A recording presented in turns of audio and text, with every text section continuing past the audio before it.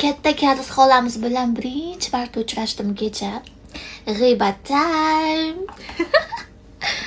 Kalis qaynonam bilan больницада yotgan odamni yo'ligi uchun katta xolamizni uyiga borib kecha olib kelganmiz.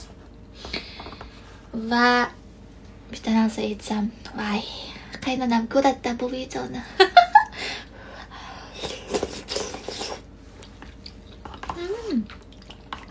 Qaynonam meni astoydil kuzatadilar. O'shanga gaplarimni endi urab gapiraman. Xafa bo'lmaysizlar. Xullas, katta xolamizni olib keldik va qaynonam yana ishga ketdilar. Obeddan keyingi ishlariga. Katta xolamiz men bilan mana shu uyda qolsalar bo'lardi. Yo'q, katta xolamizni bu uyda qoldirmadi qaynonam. Kichkina xolamizni uyiga olib chiqib qo'ydilar. Kichkina xolamizni uyida hech kim yo'q edi lekin. Amayda gaplashib o'tirardik. G'iybatlashib, yo'q, men bilan qoldirmadi. Olib chiqib qo'ydi kichkina xolamizni uyiga.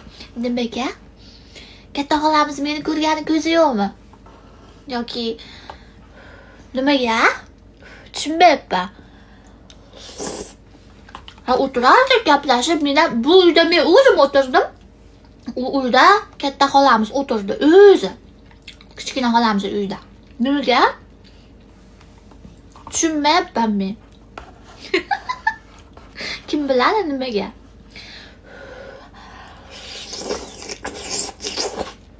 Qaynonam bu videoni ko'rib menga atvet yozadilar.